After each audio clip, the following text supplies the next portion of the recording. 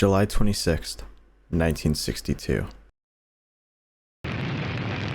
Neil Armstrong takes a test flight in an X-15.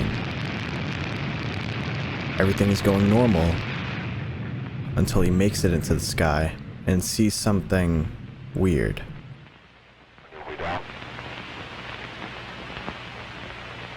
Are you seeing this? What the hell is that? An object he's never seen before. It doesn't look human-made either.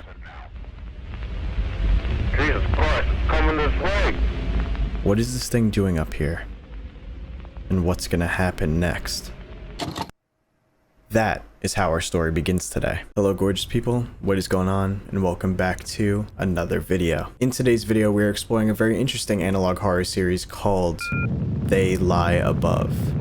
In this series, we follow a set of tapes that show that we might not be truly alone in the universe. We see videos of lights in the sky, objects moving at extremely fast speeds, and even stories of people going missing. But what is causing all of this to happen? Well, today, we're going to try to figure it out. This analog horror series is covered by the creator Patorikkus, whose channel link will be in the description down below. Please be sure to go and support your analog horror content creators. And yes, this series is created by the same person who created the Smile tapes. This series isn't too long, and we have a total of 7 videos that we're going to go over today. And hopefully by the end of them, we could find out what is causing all of these insane events on Earth. But here we go. Enough of me chatting. Let's jump right in.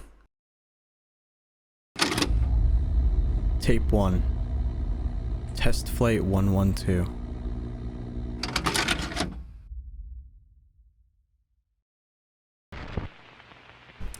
Property of NASA. Alright. Top secret information. Any unauthorized viewership will be heavily penalized. Don't worry. You guys are authorized. I gave you access if anybody asks.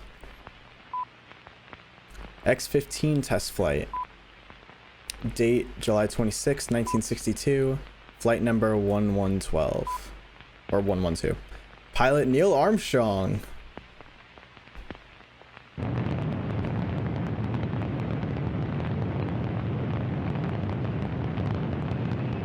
Alright. Cool POV.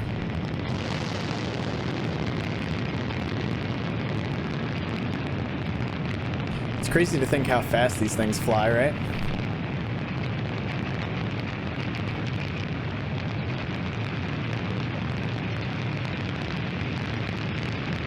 This footage definitely feels extremely old. Very loud too. Oh. And we are high up. What's that on the left? 98,000 feet on your way down. Censored for the viewer's sake. Are you seeing this?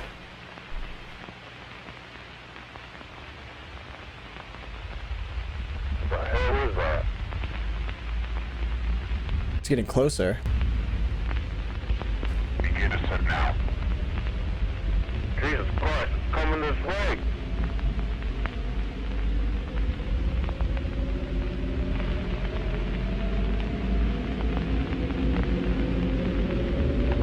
I can't get down.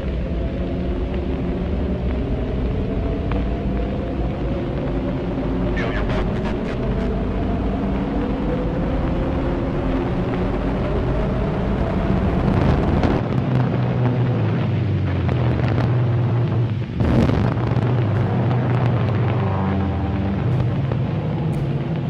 Oh, whoa. Is that the footage? It looks like it has legs.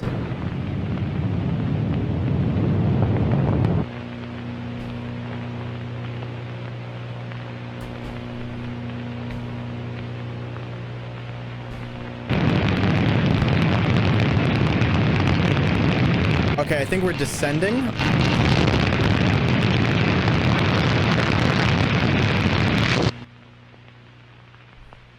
The camera did not survive the landing.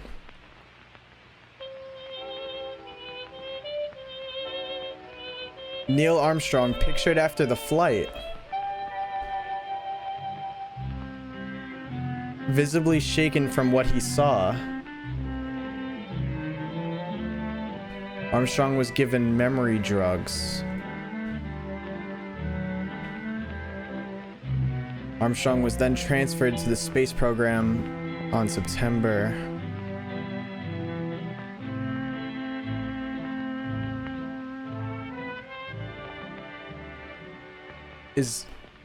Okay, so that was a very simple premise, but I already have an enormous amount of questions. All right, so let's start from the beginning here. This was an X-15 test flight. I will show a picture of what an X-15 is on screen right now. It was first flown in 1959. The North American X-15 bridged the gap between human flight in the atmosphere and space flight. So for those that don't know, Neil Armstrong was an American astronaut and he was the first one to walk on the moon. So Armstrong apparently did actually fly in these X-15s, and he flew in it on that exact date, which was July 26, 1962, when he achieved a Mach 5.74. This was also his last flight in the airplane because on September 13th, which is actually my birthday, that's kind of crazy, he was selected for the Astronaut Corps by NASA. So far, everything that's said in this video does line up with real history, except for what he sees when he's in the air. So now here we are, we have this thing that is in air with him or in the atmosphere with him, and it's blocked out for the viewer's sake.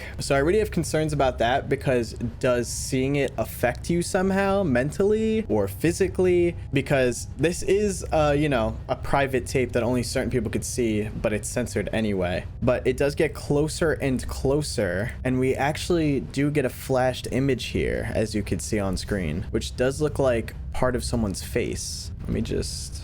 yeah, the footage... oh, hold on. The footage does glitch out here for a second. Is this a glimpse of what it is? Or is this just like the footage glitching out and that's actually just the plane? But then we see the face for like a split second, and then it goes back, and it looks like it attaches onto the plane because it's so close. So try to focus around the edges of the box here as I go through frame by frame. It almost looks like whatever it is, it's crawling on the plane. Okay, then the plane kind of tips over. Okay, you can see it peeking out at the top there. I'm almost getting like a squid spider vibe from this thing. Look right here. It's hard to tell what's actually this thing and what's just the footage being low quality, but it looks like it starts making its way closer to where the camera is, and then it's eventually gone. Then the footage glitches out a bit, and this looks like Armstrong now descending back towards the ground. Now it's interesting to note here, the camera did not survive the landing, but the plane did. Like, I thought the plane crashed, but apparently the camera didn't survive the landing. But as you can see, the plane looks fine. Looks like nothing's wrong. Now, they said he's visibly shaken from what he saw, which understandable. If you're not expecting anything in the air, you're probably going to be like, what the hell did I just see? And then they say that he was given memory drugs. And when they say that, I'm guessing they mean it wipes his memory from what he saw. And then he was transferred to the space program in September, which is accurate to real life. So obviously main questions here are, what is it? An alien spaceship? Is it an alien creature? Did it affect Armstrong mentally or physically at all? Obviously this thing has to be pretty damn secret if they literally made the guy that saw it try to forget about it. That's pretty nuts. Also, the description says this is a new series. Note, this is not part of the Smile tapes. And then there is like some jumbled letters at the bottom. I'm not sure if that's for YouTube links or what. I did try the first set of letters and numbers to see if it worked for a YouTube link, and it said the video didn't exist anymore. So I'm not sure if that's just, you know, a coincidence that that actually worked, or if there was a video at one point. I'll have to look into that more later. As for the other set of numbers and letters, I'm not quite sure yet. But all right, let's jump into the second video. Tape 2. BAZEL.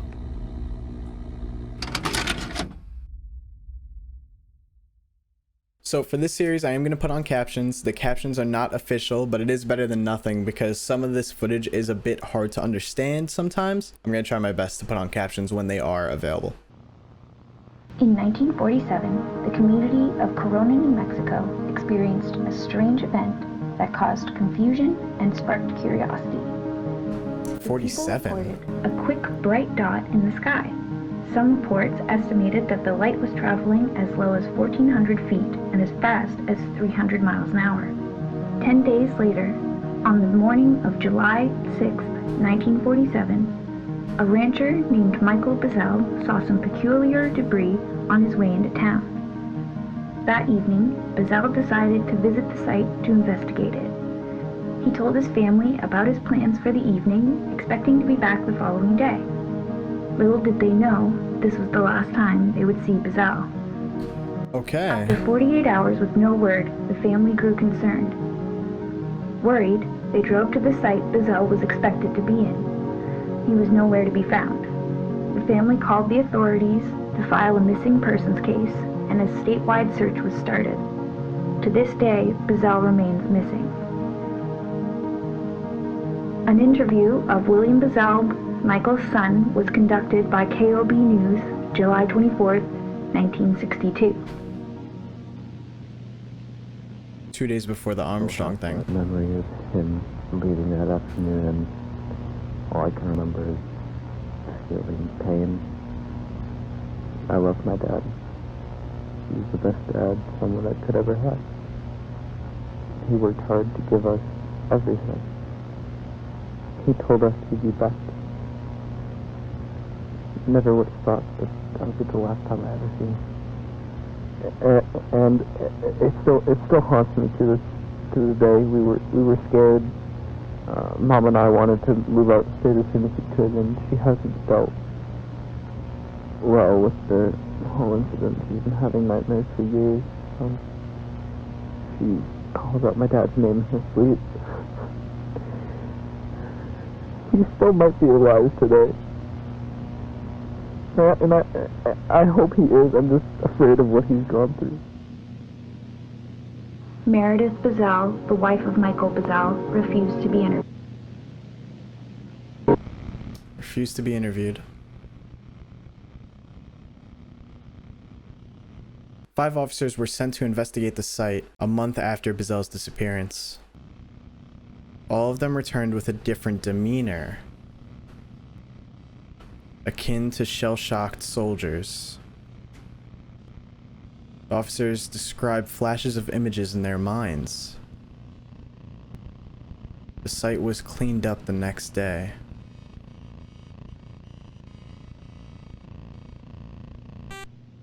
March 7th, 1986. 86. William BAZEL investigates suspicious activity in his house. BAZEL installed a motion sensor camera. These images were captured that night.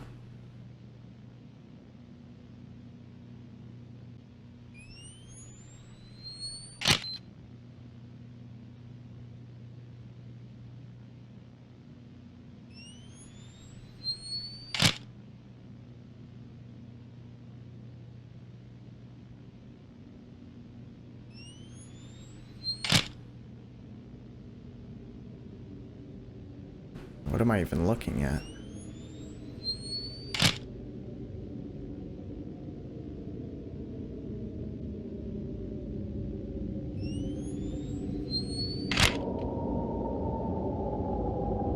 Okay, definitely something there.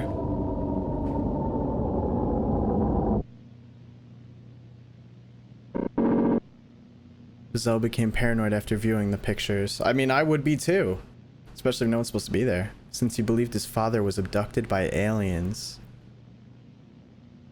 Okay, that was a lot of information there. So I had to go back through that whole video just now, get all the information and compile it together. So it seems on June 26th of 1947, people in Corona, New Mexico saw a ball of light moving. It was moving at apparently 300 miles per hour, they think, and then they didn't see it anymore. Then 10 days later, Michael BAZEL, who was apparently 35 years old, saw debris on the way into town, so he told his family he was gonna go check it out. Then he's never seen again. What's interesting is that the KOB News apparently does an interview with the son, William, 15 years after the incident on July 24th, 1962, which is 2 days before the test flight of the first video that we saw. You know, he says he remembers the day, but he also says that his mother hasn't been dealing with it well, that she has nightmares calling his name. And then they show Meredith BAZEL, who was his wife, and she doesn't want to do an interview. It's very cut out. It's a little creepy the way that it's shown. Also, I'm sorry that I keep looking down. I'm just looking down at all the notes I took. But 5 officers were sent out to investigate the site a month after his disappearance. All of them came back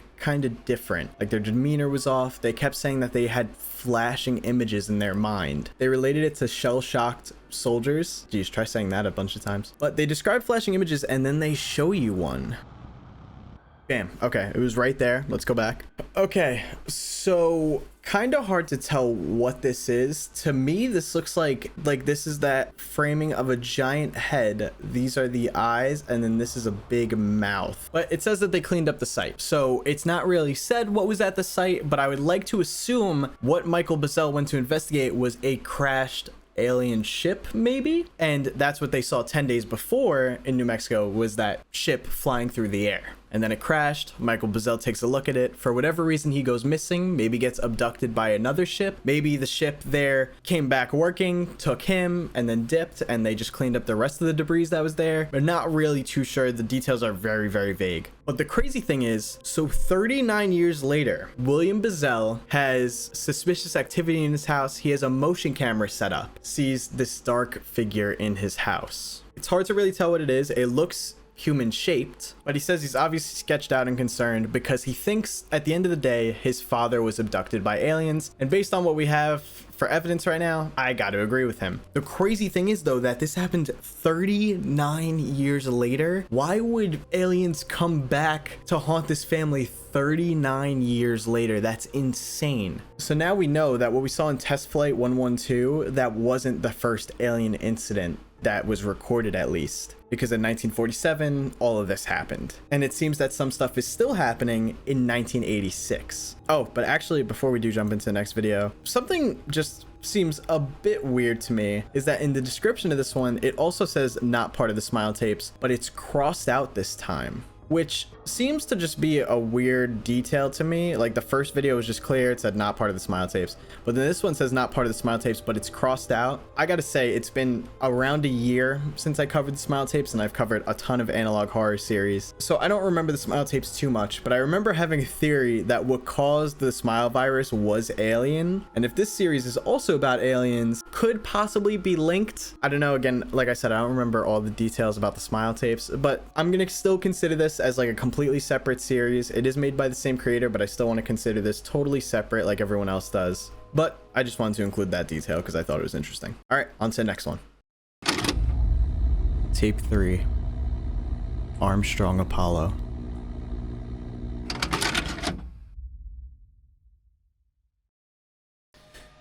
Okay. More about Armstrong in this one, I'm guessing. 4, 3, 2, 1, 0. All engine running. Liftoff. We have a liftoff. 32 minutes past the hour. July 16th, 1969. Apollo 11. Okay, I think that is the one that ends up landing on the moon. Neil Armstrong reporting their roll and pitch program, which puts Apollo 11 on a proper heading. Yep. Neil Armstrong is in there.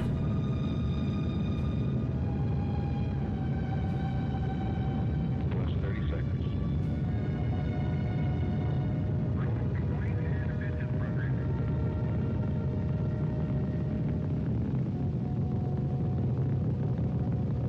Everything looks normal so far.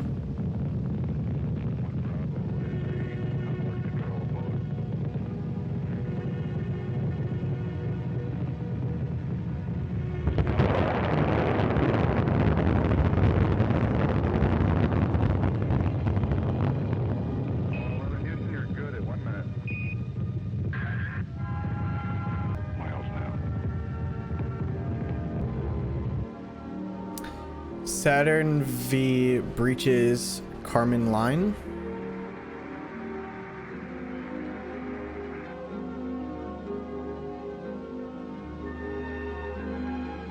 Okay, video of the astronauts.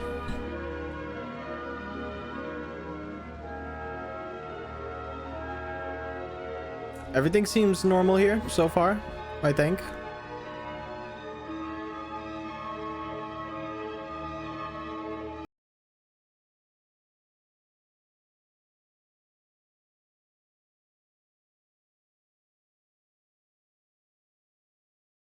On the moon.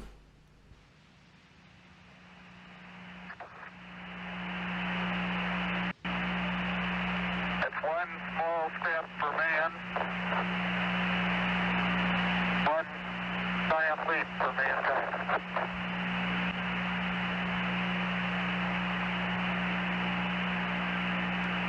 Okay, the iconic line.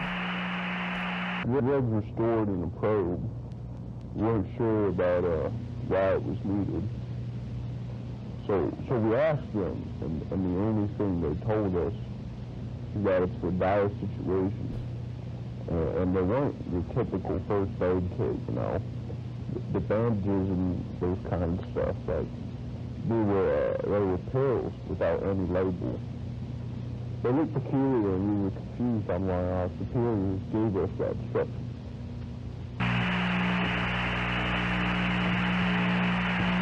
Is that the face again? And then I felt something. I don't know why, but I started to feel dreadful. It felt like a presence that was familiar, like I had met it before. Buzz stayed inside the probe, and he told me a week after he arrived back, he also felt that same presence. It was a very confusing and scary experience.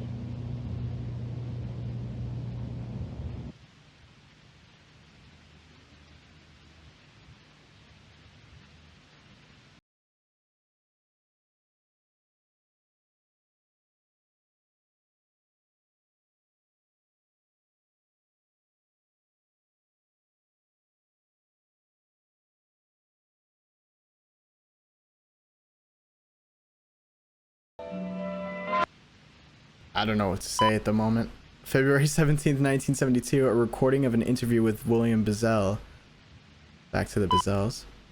Talking about his encounter with Neil Armstrong.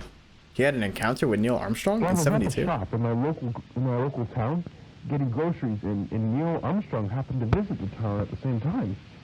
I grew fascinated with space over the past few years, so I went up to him and I greeted him, and we started talking about his Apollo mission. It was a lovely chat up until that point. I don't know what has gotten into him at the moment, but he had stopped. Like, he had this expression of pure fear and trauma. It's like a switch in him flipped. I asked him if everything was all right, and he said he had to go. He walked out of the store in a brisk manner, and as if he were being followed. It was really odd.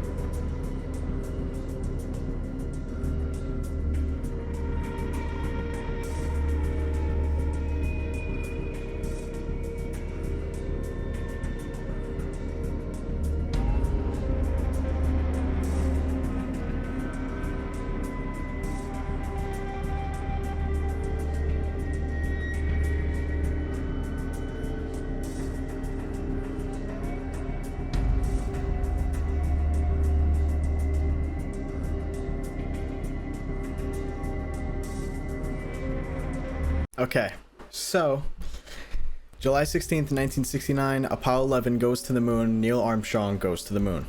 They talk about suspicious pills being on the ship that are made for only dire situations. Now, we did hear that Neil was given memory drugs, so it could be the same thing, or I think they could be death pills or pills that maybe kill you. That's what I would see as a dire situation. I don't see why memory pills would be needed in a dire situation. If you were in a dire situation and they were pills that would kill you, that makes more sense to me. The red flag is that Neil says he felt something, a dreadful feeling, and that the presence almost felt like it was familiar to him. Now, we could relate this to Flight 112, which he had some kind of interaction with something in the sky. This could be why it's familiar. Maybe there's something on the moon that's giving off the same vibe or the same presence. Buzz Aldrin also says that he feels the same thing, so maybe I could be wrong on that. But here's where it gets weird, is that it seems like after this mission, something definitely happened to Neil, or during this mission, something definitely happened to him. Because Neil Armstrong comes back to Earth and apparently runs into William BAZEL, of all people, who we know William's dad, you know, went missing in the last episode, all that stuff happened. And this was on February 17th, 1972. William meets Neil, he's having a casual conversation with him, and then when William brings up his Apollo missions, he gets kind of weirded out, freaked out, and immediately says he has to leave. William's like, wow, that was really weird, very odd. It's almost like someone was following him or something. Here is by far the biggest red flag. We get to see pictures of Neil Armstrong over the years. It's important to note that in real life, Neil Armstrong died in 2012. Take a look at this.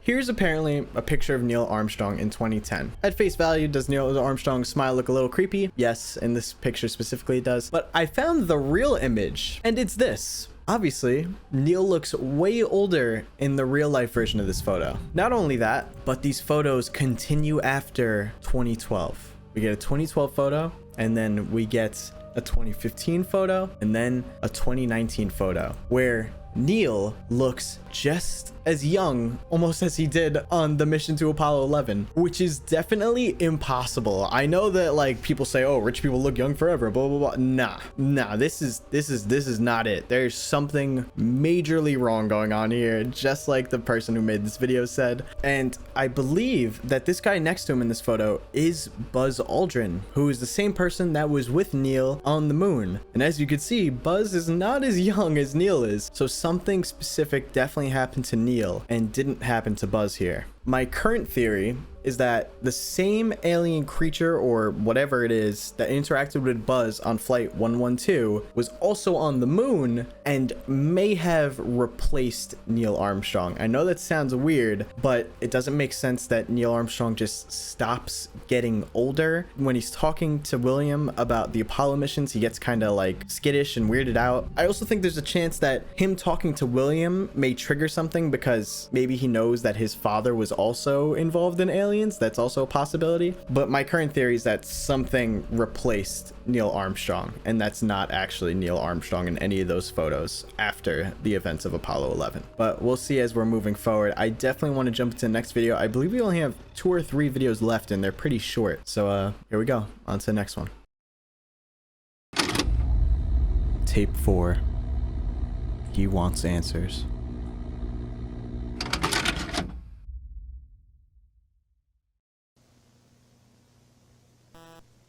BAZEL continues to grow more paranoid. He knows why they're here.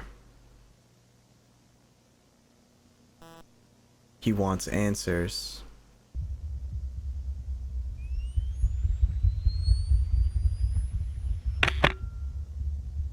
Died 19th, 1986. Wait, I mean March 19th, 1986, sorry. Okay, so he last saw them on March 7th, 1986, whoever them is, these aliens, I guess. So they're actively visiting our guy, William, here.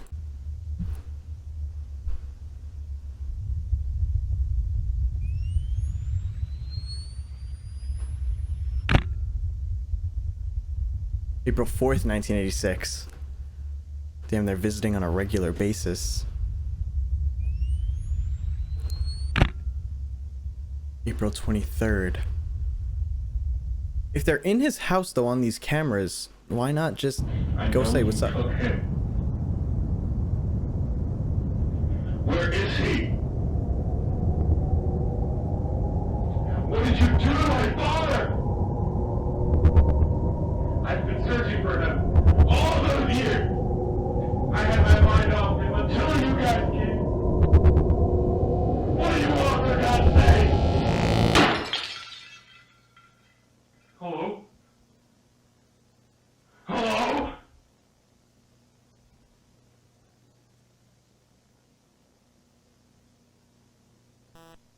June 5th, 1986.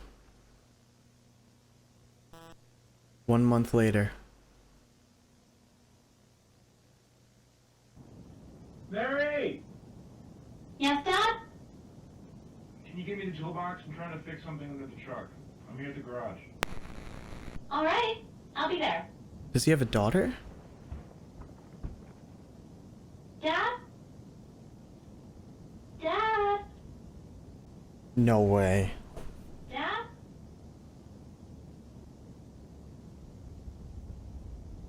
Where are you? They took William too? Dad? I can't find you. Dad? Dude.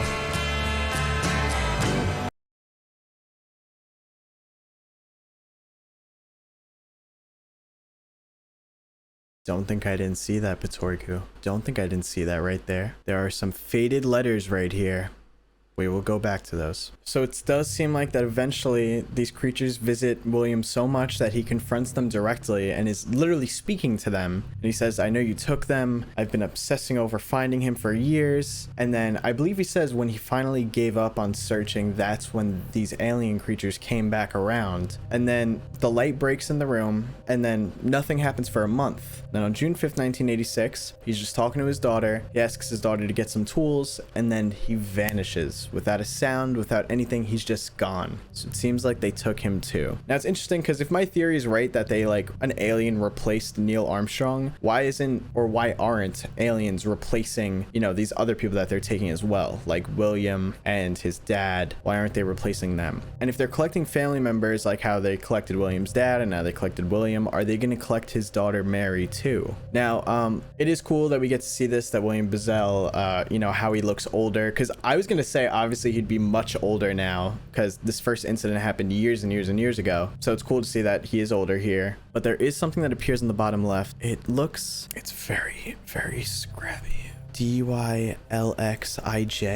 Okay, so I tried to add that DYLXIJ that I saw at the end into a YouTube URL, and I did get a message that says this video isn't available anymore. So I'm not sure if that's a coincidence that either links to a YouTube video and I was right in thinking that and the video just isn't available, or if this is completely wrong and that those letters are for something else. But definitely very, very interesting, and I'm not too sure what to think here because we only have, I think, 2 very short videos left. So let's just jump into the next one.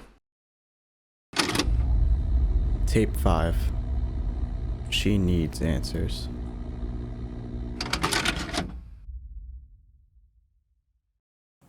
So this one's called She Needs Answers. I'm guessing that this is about William's daughter now.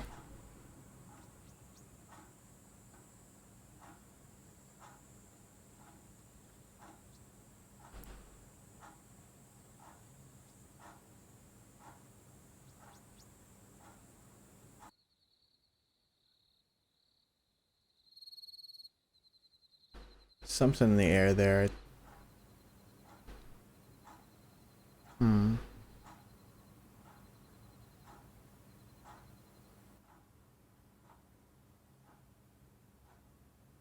We got some numbers on the bottom there.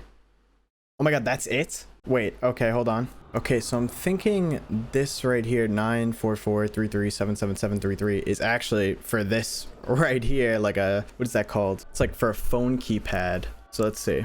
There's also more numbers in the description. Okay, so the numbers in the video say the word where, and the numbers in the description say the word grief. So I'm guessing Mary, just like her father, is wondering where did he go. It seems like in this video there's like one of those little eyes on the top right, and it links to a final video that's 34 seconds long, and it's called They Lie Above. Tape 6.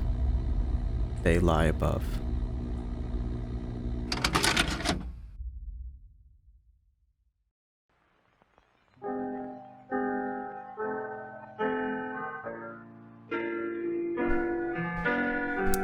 They lie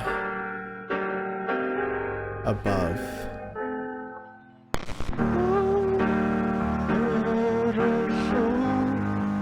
Part 2. Coming soon.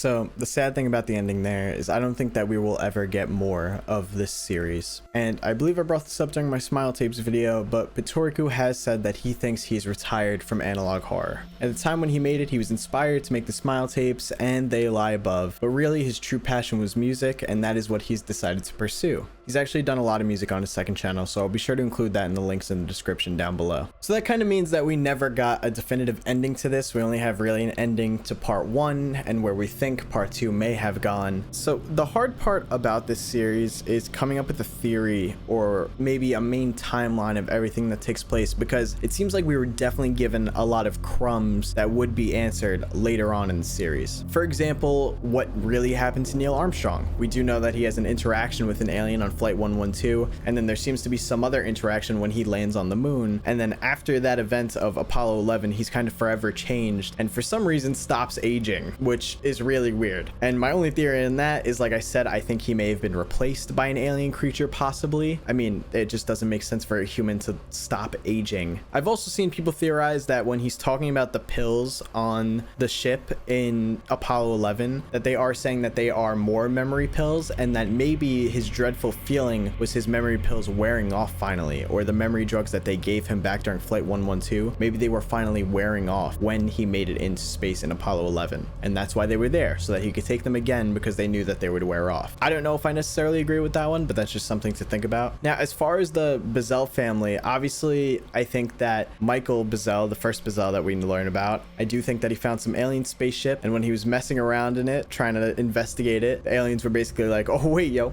grabbed him, took him, and dipped. As for why they end up taking his son years and years later, I'm not really sure. Could just be because he was related to his father, and you know, maybe they want more humans that are related to each other so that they could do whatever they're doing to them, whether it's testing on them, experimenting on them, who knows what the aliens are doing with these humans. But maybe they just want somebody blood related to Michael, so they just got his son, and maybe they would have eventually went after his daughter. As we know, William's daughter was wondering where did he go, and she was definitely grieving about it a little bit. It just sucks because I definitely would have liked more from this series and the Smile Tapes, but I totally understand the creators' reasoning for stopping. You know, if you're just not feeling it anymore, it makes no sense to force it out because it probably won't be as good as when you were inspired to make it. But I would definitely love to hear your thoughts and theories down below. Where do you think this story would have gone? Did you guys see anything that maybe I missed? Like I said, there were some links throughout this that may have led to other videos that are now gone, or maybe those jumbled letters led to something completely different. If you guys do know, make sure to let me know in the comments. But also, obviously, big shout out to Patorikkus, whose channel link will be in the description down below. I know they said they were retired from analog horror, but just in case, I will leave the channel link in the description. Also, if you guys want to watch it for yourselves, I will also be leaving the link to Patorikkus' second channel in the description as well. That is where they make music all the time, so definitely be sure to go check that out and give it a listen. Always be sure to go and support your analog horror content creators. This was a series that you guys have been recommending for a long time, and I totally understand why. Even though we have no ending and it is very sad, it was a great experience to watch all of this and very cool story. If you did enjoy this video, please don't forget to drop a like on it, and if you are new here, don't forget to subscribe. I do videos like this all the time on my channel, and we're trying to hit 1 million subscribers before the end of the year. But alright guys, thank you so much for watching. I hope you have a great rest of your day, and I will see you in the next one.